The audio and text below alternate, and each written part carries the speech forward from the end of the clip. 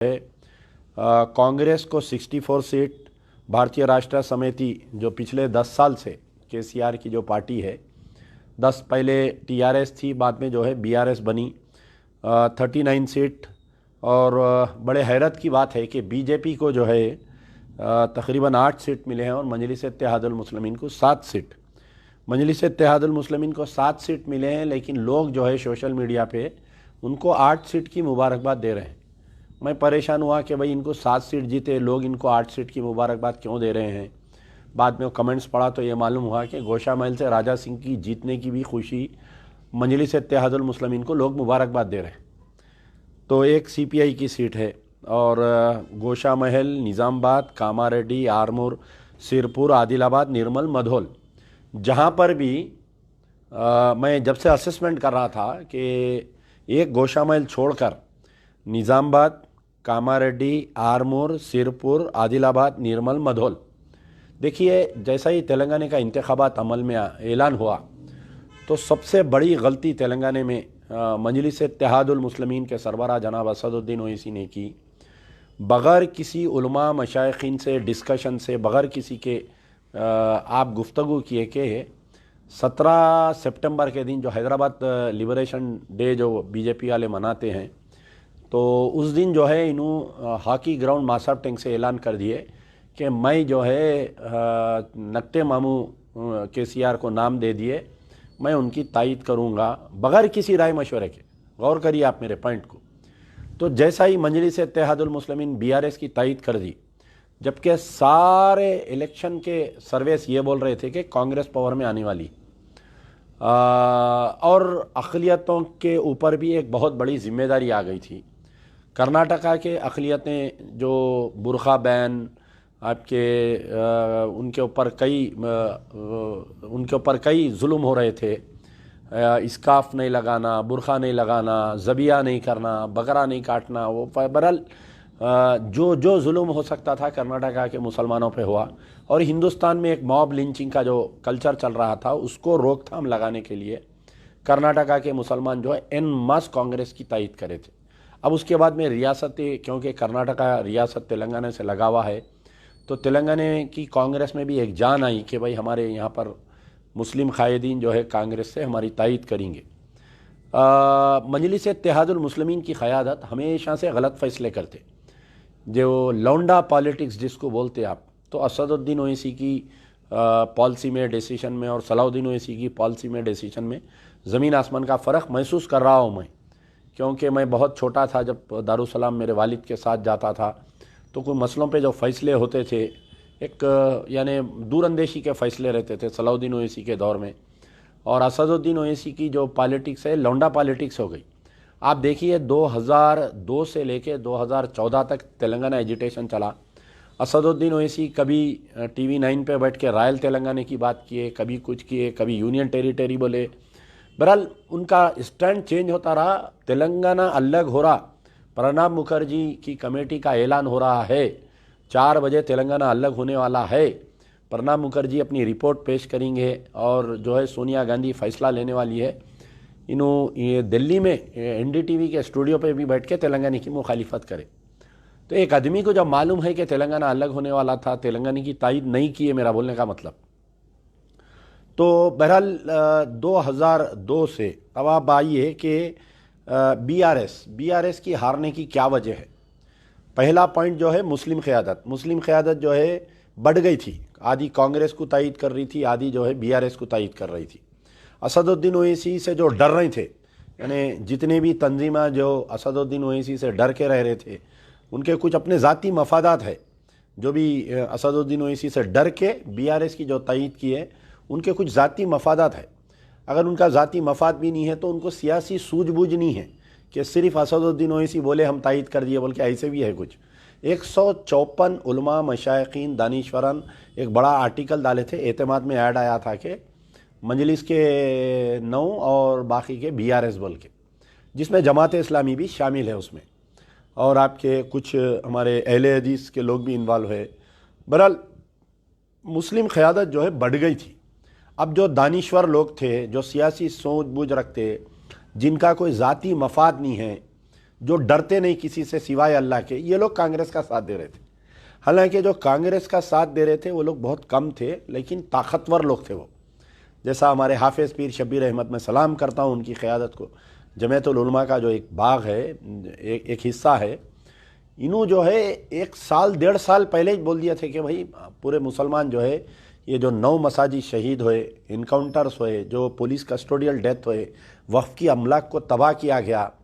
तो अब आप देखिए कि अगर कोई भी उलमा, मशाइखीन, दानिश्वर अगर बीआरएस की तायद कर रहे थे तो सोशल मीडिया पे उनको नीचे गालियां आ रहे थे कि यानी अवाम जो है मुसलमान एक मजबूत तौर पर उड़ गई थी और मुसलमान पूरा डिसाइडेड था कि कांग्रेस को हम साथ देना है, अब के कांग्रेस को लाना है।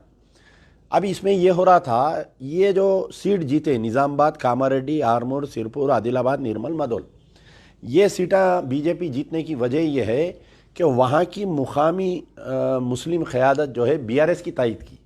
अगर वन वे कांग्रेस को उड़ जाते, आप निकालिए निज़ामाबाद निकाल के देखिए, वहाँ पर भी मुस्लिम क़यादत बटी हुई थी। कुछ लोग मोहम्मद अली शबीर को, कुछ लोग जो है बिगला गणेश की तायद करे, उसमें मुस्लिम और डिवाइड हो गए, बीजेपी जीत गई। आप कामारेड्डी में देखिए, कामारेड्डी में हालांकि रेवंत रेड्डी केसीआर लड़े थे तो कुछ उलमा मशाइखीन केसीआर की तायद कर रहे थे, कोई उलमा मशाइखीन रेवंत रेड्डी की तायद कर रहे थे, जिसकी वजह से बीजेपी जीत गई। आप आरमूर का भी देखिए, आरमूर में भी स्प्लिट ऑफ वोट हो वहाँ पर, मुस्लिम वोट।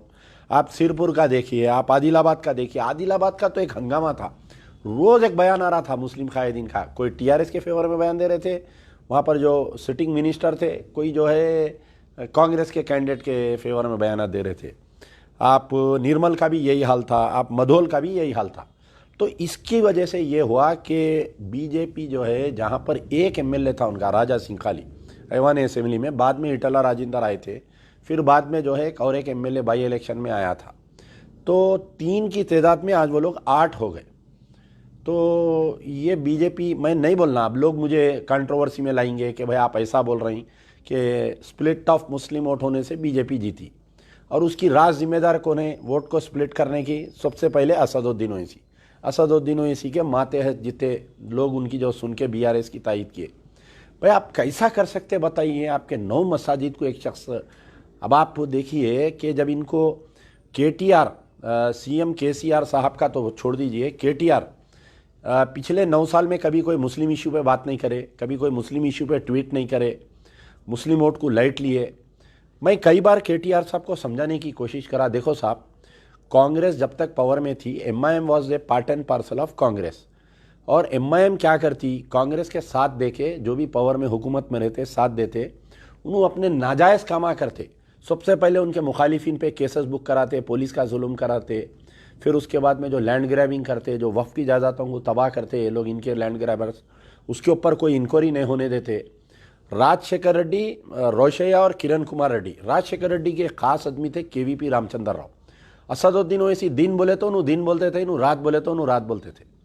तो 2004 से लेके 2014 तक जो 10 साल का अरसा था कांग्रेस का जो इख्तिदार चला, मजलिस Ittehadul Muslimeen during the Congress period अपने पॉलिटिकल अपोनेंट्स को क्रश कर दिया लोग, क्रश बिल्कुल।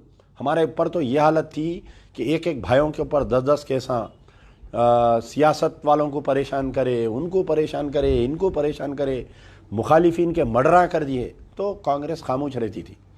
साथ में मजलिस इत्तेहादुल मुस्लिमीन वाले ये किए, कांग्रेस का साथ देते हुए ओल्ड सिटी के जो 7-8 सीटों पे है, कांग्रेस के वर्करों को भी मार दिए वो लोग।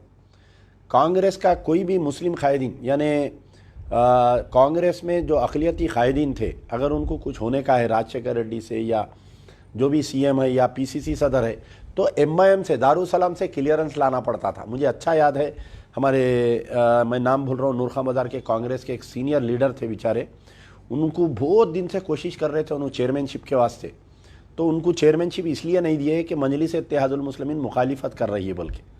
तो आखिर में कांग्रेस से क्या हुआ, जैसा ही कांग्रेस डूबती किश्ती है बल्कि मालूम हुई, ये लोग क्या करें, वो मंदिर का हिस्सा निकाल के मजलिस वाले जो है कूद गए किश्ती में से। पूरा 2002 से लेके 2013 तक, जब तक तेलंगाना अलग हुआ, तेलंगाना की मुखालिफत करे। जैसा ही बीआरएस पार्टी पावर में आई, जिस दिन अभी उन्होंने चीफ मिनिस्टर नहीं बने, अकबरुद्दीन ओवैसी के घर में मीटिंग हुई, केटीआर, नैना नरसिम्हा रेड्डी, और आपके वो निज़ामाबाद के कोई अब जो बाद में पोचाराम स्पीकर बने थे उन्होंने बहरहाल एक 8-9 एमएलए जो है अकबरुद्दीन ओवैसी के घर में मीटिंग लेके ये सोचे कि आप और हम मिलकर, अरे केसीआर से हम सवाल कर रहे थे, केटीआर से हम सवाल कर रहे थे कि भाई 12 साल इन्हों आपकी तेलंगाना की मुखालिफत करे, कछुए की नाक बोले, क्या क्या नहीं बोले, जलसों में गालियां दिए, आप कैसा उनके गोद में बैठ जाते, आप उनको कैसा गोद में बिठा लेते। मैं 12 केटीआर को मैसेज करता था, जो गलती कांग्रेस की वो गलती आप कर रही। कांग्रेस अपने पूरे कैडर को मार दी, कांग्रेस के जो अक़लियती कायदीन को मार दी, मजलिस की दोस्ती में मोहब्बत में, वो काम आप कर रही और वैसे ही हुआ, आप देख लीजिए। तो बहरहाल जो बीआरएस पार्टी जो इख्तिदार से हारी, उसकी मेन वजह कोई बोले या ना बोले, उसकी मेन वजह है मजलिस इत्तेहादुल मुस्लिमीन।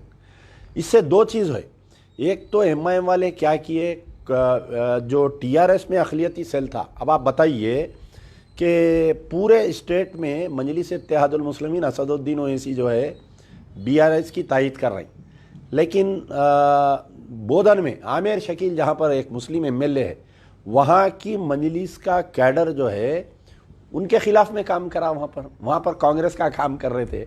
आपके जो भैंसे के सदर है जो जाबिर अहमद है, पूरे जगह जो है बीआरएस की तायद हो रही, लेकिन उनके भैंसे के सदर साहब जो है कांग्रेस की तायद कर रहे हैं। ये पॉलिसी समझ में नहीं आई थी ये। तो बहरहाल मेरा बोलने का मतलब ये है कि जो बीआरएस तबाह हुई, ताराज हुई, उसमें एक मेन वजह यह है इन्हों मस्जिदां शहीद करे, ये समझे। और मैं 12 बोल रहा था, गौर करिए, आप मेरे ट्विटर निकाल के देखिए, पहला जब मस्जिदां शहीद करे थे, यानी फर्स्ट जो एनकाउंटर हुए थे मुसलमान बच्चों के आलेर में, चंचलगुड़ा हाई स्कूल में तकरीर में मैं बोला था कि इसके पैंट में खाकी चड्डी है बोल के, मेरी स्पीच निकाल के देखिए।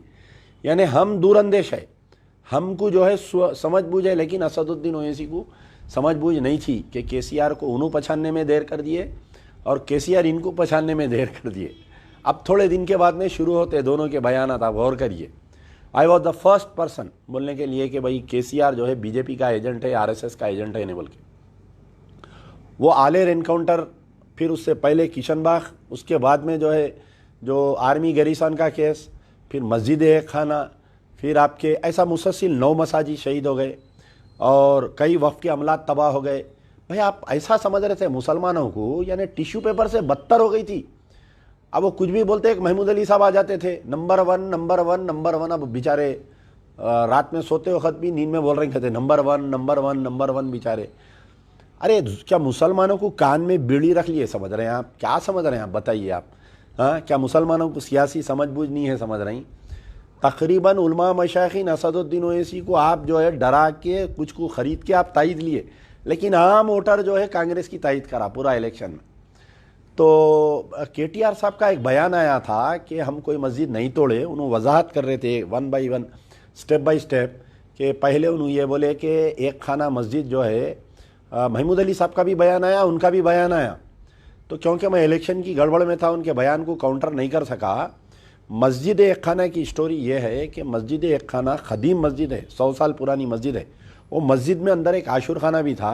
वो मस्जिद की प्रॉपर्टी के बाहर, क्योंकि वो मस्जिद जो है शहर से बाहर थी, तो पहले वहाँ पर मेला लगता था, यानी 10 मुहर्रम के बाद में एक मेला लगता था वहाँ पर, यानी मैं समझता हूँ 30 मुहर्रम के दिन कुछ मेला लगता था, 10 दिन का मेला।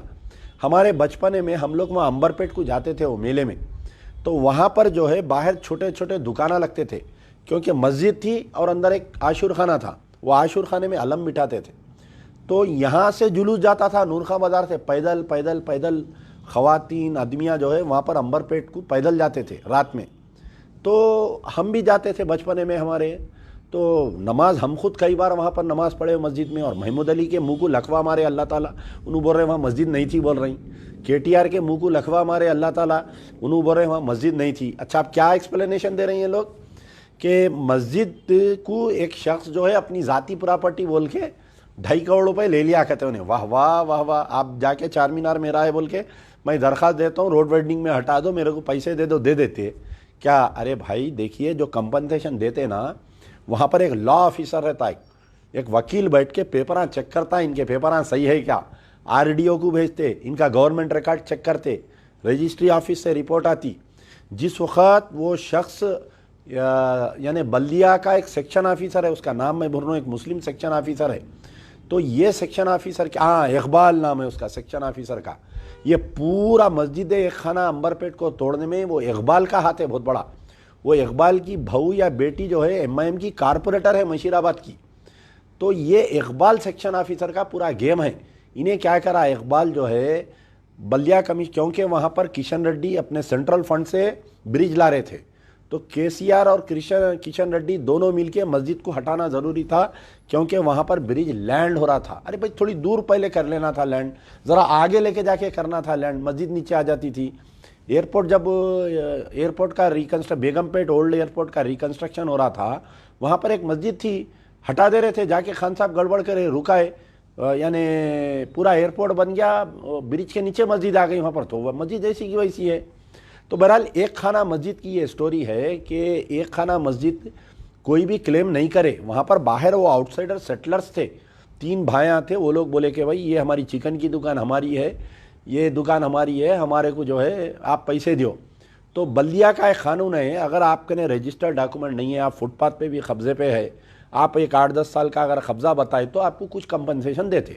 तो कुछ 60 लाख रुपए पूरे 3-4 दुकानदारों को, 7-8 दुकाना थे वो, यानी मस्जिद की दीवार को लग के जो मेले में दुकाना लगते थे, बाद में परमानेंट दुकाना हो गए थे, वो खाबिजीन थे वो लोग, उनको कंपनसेशन देके हटाए। कोई भी मस्जिद का कंपनसेशन नहीं लिया। मेरे पास पूरी फाइल है। मैं महमूद अली साहब आपको चैलेंज कर रहा हूँ, अगर आप बोल रहे हैं कि वो जाति प्रॉपर्टी बोल के लिए, तो आप आ जाओ टीवी चैनल पे, आपका टीटीवी उर्दू है ना, आप मैं दोनों जने बैठेंगे, मेरे पास पूरी फाइल है 30 पेज का। उस वक्त के Shahnawaz Qasim chief executive officer एक लेटर लिखे बल्दिया कमिश्नर को, और बल्दिया कमिश्नर कौन थे, हमारे सोमेश कुमार बल्दिया कमिश्नर थे, बाद में उन्होंने चीफ सेक्रेटरी बने उन्होंने। तो सोमेश कुमार को एक लेटर लिखे कि आप जो है रोड वाइडनिंग में मंदिर, मस्जिद, खबरस्तान नहीं ले सकते, चर्च नहीं ले सकते, और ये जो है वक्फ प्रॉपर्टी है, इसके अंदर कोई प्राइवेट आदमी अपना मेरी प्रॉपर्टी बोल के इसके पैसे नहीं ले सकता बोल के कोर्ट करे उन्होंने। कोई शिया तंजीमा जाके चीफ एग्जीक्यूटिव ऑफिसर को प्रोटेस्ट लेटर दिए, बल्दिया कमिश्नर से मिलकर लेटर दिए, लेकिन उस वक्त के बल्दिया कमिश्नर की बदमाशी थी, उन्होंने ये किए कि फिर पलटा के उन्होंने एक लेटर लिखे कि फलाने पार्लियामेंट में ये बिल पास हुई, हम जो है रोड वाइडनिंग के लिए मंदिर मस्जिद भी ले सकते बोल के उन्होंने कानून को कोट करे। आप कैसा बोल रहे हैं कि आदमी क्लेम करके लिया बोल के, क्या ऑफिसर कान में बीड़ी लगा लेके थे? एक ऑफिसर आके बोलता, एक आदमी आके बोलता गोलकुंडा किला मेरे दादा बनाए थे, मेरे को कंपनसेशन दे दो, महमूद अली आप दे देते कंपनसेशन। एक आके बोलता आजमपुरे का घर महमूद अली का मेरा ही घर है, वो बोले तो आप क्या घर छोड़ के चले जाते? कैसी बात कर रहे हैं क्या? तो बहरहाल देखिए ये इशू हुआ। तो एक खाना मस्जिद जो है दानिस्ता तौर पे चीफ मिनिस्टर की, उस वक्त के चीफ मिनिस्टर केसीआर की नॉलेज में रखते हुए ये मस्जिद तोड़े, और म्युनिसिपल एडमिनिस्ट्रेशन मिनिस्टर केटीआर था, बगैर केटीआर के रोड वाइडनिंग का चेक नहीं जा सकता। तो जब chief executive officer Shahnawaz Qasim साहब 30 पेज का लेटर लिखे, और फिर इन्हों क्या करे, प्रिंसिपल सेक्रेटरी माइनॉरिटी वेलफेयर को बोले, उस वक्त पे कोई थे बेचारे उन्होंने, फिर उन्होंने जाके जो है चीफ सेक्रेटरी को बोले साहब ये मस्जिद तोड़ दे रहे हैं, मस्जिद को बचाओ। लेकिन बल्दिया कमिश्नर केटीआर एडामेंट थे, और इन्हों आके झूठ पे झूठ कि पहले बोले मैं बाजुक बना डालूंगा, उन्होंने बोले ऐसा कर डालूंगा, इन्हों तोड़े, इन्हों इनके कपड़े धोए, असदुद्दीन ओवैसी। सेम बात जो है नारायणपेट पे आशुर खाना तोड़े महमूद अली साहब। मैं आपको बतला रहा हूँ, आपका वहाँ का मार्केट यार्ड कमेटी का चेयरमैन जो है बाज़ाफ्ता पूजा करा उन्हें डोजर का, जैसा योगी का डोजर को लाके पूजा करते, वो आशुर खाना तोड़े। फिर सेक्रेटेरिएट की मसाजिद को तोड़े। तो सबसे पहला झूठा नंबर 1 महमूद अली बयान दिया कि नहीं वो मलबा गिर गया, एक मीनार टूटा बोल के। मर के क्या जवाब देंगे महमूद अली? तुम अल्लाह का ने कितने दिन की थी? आर्धी थी ना, 9 साल 4 साल 5 साल, 4 साल डिप्टी सीएम, 5 साल होम मिनिस्टर, अब खत्म हो गई बात। अब बोलो झूठ, जिंदगी भर झूठ बोला। आपका झूठ जो है अल्लाह के ने रिकॉर्ड में आ गया। जब आप रोज़े मैशर जाएंगे अल्लाह के सामने, तो आपको ये सब पूरा अमलनामा आपका निकलेगा। आप जो है इमाम ज़मीन बनने के वास्ते, चीफ मिनिस्टर की खुशनुदी हासिल करने के केसीआर की, आप जो है झूठ पे झूठ बोलते गए। पहले बोले मलबा गिरा, फिर उसके बाद में बोले नहीं थोड़ा हिस्सा शहीद हुआ, तीसरे दिन खुद चीफ मिनिस्टर बोले शहीद, ऐसा कैसा शहीद हो जाती? गलती से 2 मस्जिद शहीद हो जाते, गलती से तुम्हारा घर तोड़ दूं मैं आके, गलती से चीफ मिनिस्टर का फार्म कब्जा कर लूँ आके, मैं तोड़ दूं, डोजर चला डालूं केसीआर के फार्म हाउस पे से, गलती से जो केटीआर का घर बन रहा अमेरिकन वो ईरानी कॉन्सुलेट के बाजू मैं तोड़ दूं जाके। कैसी बात महमूद अली बोलो आप उम्र में बड़े हैं, कम से कम अब तो भी थोड़ी इज्जत रख लो, आप झूठ नको बोलो आप। खैर बहरहाल महमूद अली साहब और केटीआर इलेक्शन से 2 दिन पहले ये लोग बयान दिए कि हम कोई मस्जिद नहीं तोड़े बोल के। मैं सलाम करता हूँ वो रिपोर्टर को, जनाब अबू अमील साहब को, कि पूरे जो भी मस्जिदाँ तोड़े, शामिर पेट की मस्जिद, कुतुबशाही मस्जिद 2 तोड़े, हम नहीं तोड़े, प्राइवेट थी वो थी, बोल रहे नहीं वफ़ की ज़मीन थी, एक मुसलमान साहब जो है मेरी ज़मीन है बोल के बेचे एक हिंदू को, पूरा एक मुसलमान को ऐसा बना के हम इनसे ख़रीदे। बोले जो लेडी जो मस्जिद तोड़ी उसकी गिरफ्तारी आज तक नहीं हुई। महमूद अली तुम कहीं बैगन के होम मिनिस्टर है, तुमको नहीं मालूम गिरफ्तारी नहीं हुई? तो 50 वक्त मैं मैसेज करा ना, उसको अभी तक गिरफ्तार नहीं करे बोल के, वो लेडी को गिरफ्तार नहीं करे। 5 लाख रुपए का जो चेक वक्फ बोर्ड से दिए बोल रही, वो पूरी मस्जिद जो है लोग अपने ज़ाती पैसे से बनाए, वो चेक आया नहीं आया वो आज तक नहीं मालूम। तो बहरहाल ये जो है, ये जो मस्जिदों की मार पड़ी, जिस वक्त सेक्रेटेरिएट बनाए थे, मैं 2 बात बोलता हूँ, याद दिलाता हूँ, ये इनकाउंटर्स हुए थे जब I was the first person, मैं बोला था इन्हें चड्डी है बोल के, फिर आप देखिए पूरे 9 साल में इन्हें बीजेपी की साथ देते रहा इन्हें। दूसरी बात जो है, जब मसाजिद टूटे थे तो मैं बोला था कि सेक्रेटेरिएट में ख़दम नहीं रख सकेंगे, केसीआर बोला था, ये वैसी हो गया। देखिए हुकूमत ही चले गई, अल्लाह का घर तबाह करा, अल्लाह ताला तेरी पूरी कायनात तबाह कर दिए, तेरे पूरे पार्टी तबाह हो गई। अभी एक एमएलए नहीं रहता, सब भागते देखो, पूरा घर खाली हो जाता। तो बहरहाल ये दूसरी चीज़। तीसरी चीज़, अल्लाह ताला जब किसी को तबाही पे लाता ना, उसकी अक्ल पे पर्दा डाल देता। इन्हों जो टीआरएस से बीआरएस करे, तो मेरा ट्वीट निकाल के देखो, चीफ मिनिस्टर हमारे K Chandrashekar Rao is on suicidal path by changing TRS to BRS बोल के मैं ट्वीट है मेरा, आप निकाल के देखो। तो बहरहाल मेरा बोलने का मतलब कि जो आखिरी जो केटीआर की प्रेस कॉन्फ्रेंस थी कि हम 9 मसाजिद शहीद नहीं करे, अल्लाह बताया बेटा तेरे को, तू जो है 9 साल तक मुसलमानों को भूल गया था, इलेक्शन में तेरे को पुराने शहर की बिरयानी याद आई, इलेक्शन में तेरे को कुल्फ़ी याद आई, इलेक्शन में तेरे को आइसक्रीम याद आई, इलेक्शन में तेरे को ईरानी चाय याद आई, मुसलमान दे दिए कुल्फ़ी तेरे को, अब चूस लेते बट 5 साल तक। अब तो मैं और एक बात बोल रहा हूँ, जब तक ये बीआरएस वाले अब ये मसाजिद की शहादत पे माफ़ी नहीं चाहेंगे ना मुसलमानों से, ये लोग ज़िंदगी भर पावर में नहीं आएंगे, ज़िंदगी भर पावर में नहीं आएंगे, याद रख लो आज की बात। तो बहरहाल अल्लाह का शुक्र है, मैं तेलंगाना के तमाम अक़लियतों को सलाम करता हूँ, अमजदुल्ला खान सलाम करता है कि आप बता दिए कि मियाँ भाई होता बोल के, मियाँ भाई का जो फैसला होता ना, तख़त पे बिठाता, तख़त पे लिटा देता। केसीआर अन्ना लेट गए, केटीआर हरीश राव, अब कांग्रेस आई। अब कांग्रेस से बहुत उम्मीदें हैं, हालांकि कांग्रेस का रिकॉर्ड भी बहुत ख़राब है साबिक़ा में, कांग्रेस से उम्मीदें बहुत है, क्योंकि कांग्रेस वाले जो 5 गारंटी बोले हैं और एक अक़लियती स्पेशल चैप्टर बनाए लोग अक़लियतों के लिए, हम ये करेंगे हम वो करेंगे बोल के, ज़री सर की भी लचक अगर कहीं आई मुसलमानों के ताल्लुक़ से, चाहे वो रेवंत रेड्डी रहो या कांग्रेस का कोई और रहो, मैं ये बोल रहा हूँ कि आने वाले 6-8 महीने में पार्लियामेंट इलेक्शन है, 6 महीने के अंदर आप जो है ये पूरे काम करके बताना, कांग्रेस वाले जो भी अक़लियतों के साथ वादा करे। और ये जो मसाजिद नहीं बने हुए, अब जो सेक्रेटेरिएट की मसाजिद हटा के बना दिए, असदुद्दीन ओवैसी बोल दिए कि आज नहीं तो कल उनको भी मार पड़ेंगी। ये पहले जो है बड़े शैतान को मारे अल्लाह मियाँ, बाद में छोटे को भी मारने वाले हैं। तो कांग्रेस वाले अब आप देखिए क्या गलती करते हैं कांग्रेस वाले। अभी से शुरू हो गया कि भाई एमआईएम फिर से कांग्रेस के गोद में आने वाली है बोल के, उनके गोद में बढ़ जान दो, उनको इनके गोद में बढ़ जान दो, हमको कोई ताल्लुक़ नहीं है। लेकिन आज कांग्रेस वाले जो है, जब इलेक्शन लड़ रहे थे 2012-14 के बाद में, बल्दिया इलेक्शन आया, कांग्रेस को एक कैंडिडेट नहीं मिला ओल्ड सिटी में। 2018 इलेक्शन में कोई कैंडिडेट नहीं मिला, 2019 पार्लियामेंट इलेक्शन में कोई कैंडिडेट नहीं मिला, 2023 के परसों के इलेक्शन में भी इनको जो है कोई कैंडिडेट नहीं मिल रहे थे। इसकी वजह क्या थी?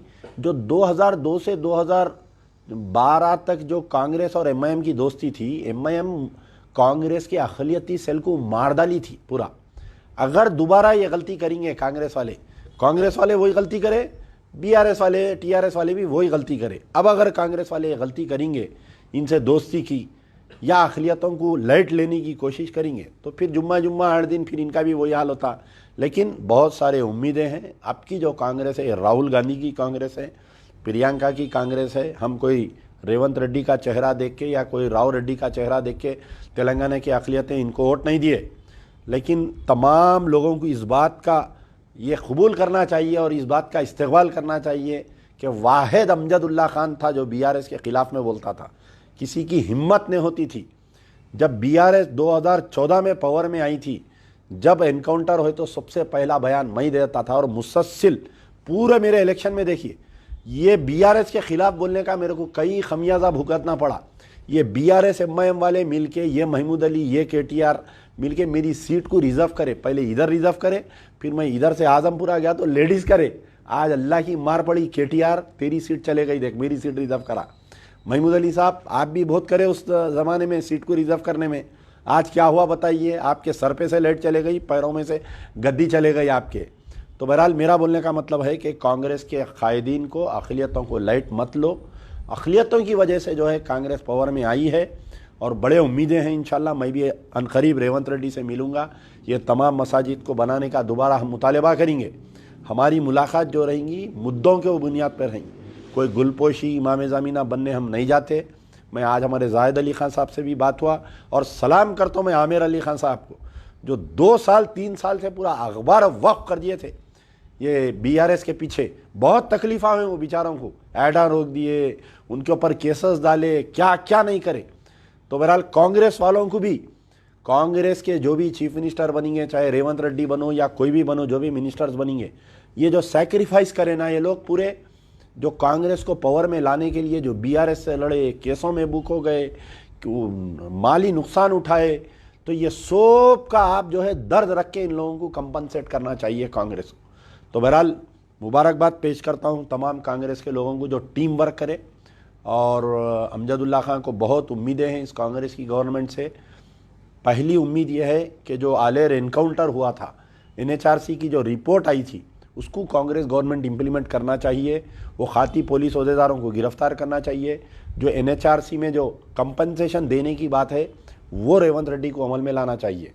दूसरी चीज़, जो मसाजिद शहीद हो गए, जो अभी नहीं बने, उसको दोबारा कांग्रेस की गवर्नमेंट बनाना या हमको इजाज़त दे दे तो हम बना लेते।